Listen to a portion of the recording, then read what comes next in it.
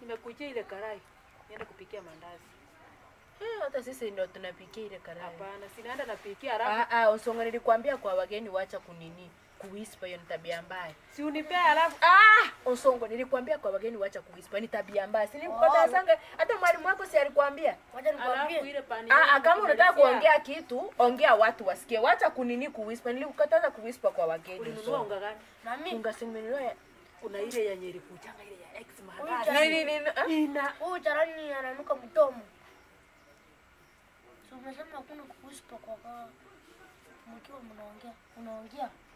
Si uko na tabia mbaya sana. Kwani nanuka mdomo kuna vitu unafaa kuwhisper Onsongo. Nanuka mdomo aje? Sio ni vitu unafaa kuwhisper Onsongo. Hiyo ndio nilikuwa nataka kuambia. Wewe ndio unanukanga mdomo, eti nanuka mdomo. Kuna tabia mbaya. Yaani kwani kucha kwenyu kuomba karai ni kunuka mdomo? Kucha kwenyu kuambia unga yenye mnapikia mandazi ni X mandazi alafu mnaniambia eti nanuka mdomo. Kwani mnafikiri hapa kwenyu mko na nini? Nyinyi hata mnanuka sijui ni nini niseme. Eti nanuka mdomo. Nyinyi mnanuka nini? Miguu. Ekuchi angalie. Kwanza si hata wewe ndio unanukisha hizo mafuta zako. Niambie tunanuka pole. Mtoto hii tabia mtoto alikuwa jokes. Mtoto anapenda jokes. Sina kucha kwa karafu mtoto wako ananiambia tunanuka mdomo. Nanuka mdomo mimi. Huyu mtoto wangu anapenda jokes. Tuko serious. Yaani kama hata kama hamtaki wageni kwenyu. Hiyo ni tabia gani unafunza watoto? Na mbona unaweka mtoto kwa watu wakubwa? Hiyo tabia utapata tukuna shwali. Pole. Si unakaa mtoto alafu naendelea kuongea hata kama nimekuja kwenyu. Mtoto anapenda jokes. Kuanga na heshima. Mtoto anapenda kuanga na heshima hata kama mko na makarai na mapani. Si eti mko na makarai na mapani alafu muanze kuniringia hapa. Hata mimi one time I will buy mine. Yaani you think you have pan and karai ndio mnaniambia tinanuka mdomo.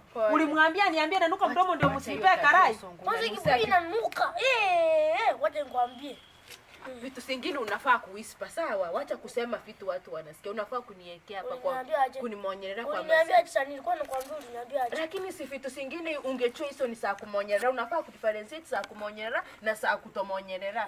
Ile nilikuwa nakumonyelea ni. Sasa si wewe ungechua hiyo ni kitu ya aina maskani. Kemunto sio ni mpango mlikuwa mnanipangia na mtoto wako. Sasa ningechua acha unakucha leo. Vile mnaendelea kuongea ningechua acha unakucha.